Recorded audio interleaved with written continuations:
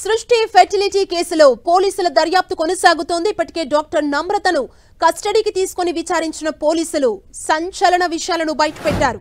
Doctor నమ్రత దగ్గర నుంచి ఏజెంట్ల నియామకం, శిశువుల కొనుగోలుకు సహకరించిన డాక్టర్ల వివరాలపై పోలీసులు ఆరా తీశారు.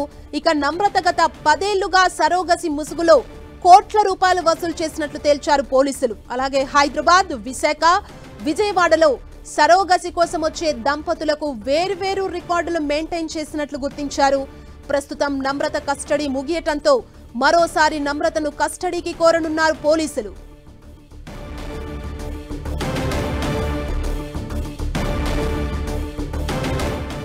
సృష్టి ఫెర్టిలిటీ కేసులో పోలీసుల దర్యాప్తు కొనసాగుతోంది. మరింత సమాచారం మా ప్రతినిధి కిరణ్ మనకు అందిస్తారు. కిరణ్, తెలుగు రాష్ట్రాల్లో సంచలనం సృష్టించిన సృష్టి ఫెర్టిలిటీకి సంబంధించి కూడా ప్రస్తుతానికైతే సిట్టు దర్యాప్తు కొనసాగుతున్నట్టుగా మనం చెప్పాల్సి ఉంటుంది. ఇప్పటికే నమ్రతను కస్టడీలో తీసుకొచ్చిన పోలీసులు ఏజెంట్ల నియామకం, శిశువుల కొనుగోలు సహకరించిన డాక్టర్ల వివరాలను కూడా ఆరా తీసే ప్రయత్నం చేస్తున్నారు. గత 10 ఏళ్లుగా సరోగసి ముసుగులో కోట్ల రూపాయలు వసూలు చేసినట్టుగా ఇప్పటికే పోలీసులు గుర్తించారు. కేవలం తెలుగు రాష్ట్రాలకు సంబంధించి హైదరాబాద్, విశాఖ, విజయనగరం సంబంధించిన ప్రాంతాల్లో సరోగసం కోసం వచ్చే దంపతులను వేర్వేరు రికార్డులకు సంబంధించి కూడా తయారు చేసినట్టుగా తెలుస్తుంది. అయితే ఈ కేసుకు సంబంధించి కూడా మరింత లోతైన దర్యాప్తు చేయాలంటే మరొకసారి నమ్రతను పోలీసుల కస్టడీలోకి తీసుకోవాలని భావిస్తున్నట్టుగా తెలుస్తుంది. అందులో భాగంగా ఈ కేసుకు సంబంధించి కూడా అవన్నీ కస్టడీలోకి తీసుకొని మరొకసారి కూడా ఈ కేసుకు సంబంధించి పూర్వప్రవాలు తిరిగి